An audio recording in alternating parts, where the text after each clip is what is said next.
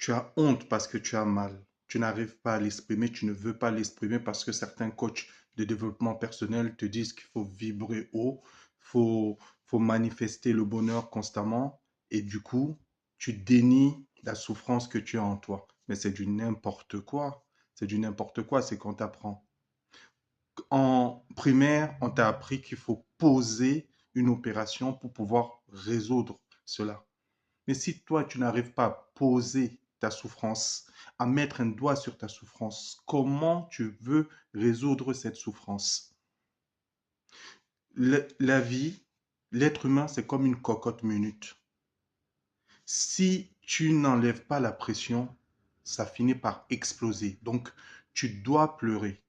Tu ne dois pas pleurer auprès de n'importe qui. Il y a ce qu'on appelle des personnes ressources auprès de toi.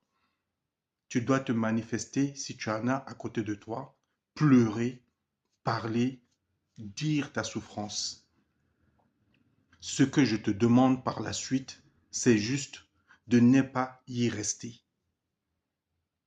C'est quand tu tombes du vélo, tu dois y remonter. Tu dois aller de l'avant et tu dois puiser une énergie, c'est ce qu'on appelle la loi de la polarité. Là où il y a le bien, il y a le mal. Tu dois aller puiser vers ton bonheur, vers tes ressources du bonheur pour contrecarrer le mal qui est en toi. Et tu peux le faire. Tu peux le faire. Tu peux pas me dire que tu peux pas le faire.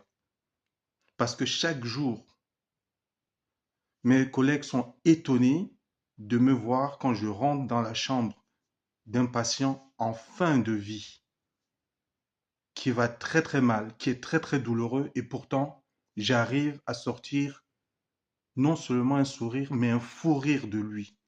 J'arrive à donner du bonheur, plutôt à sortir du bonheur, parce que le bonheur, en vérité, est dans cette personne.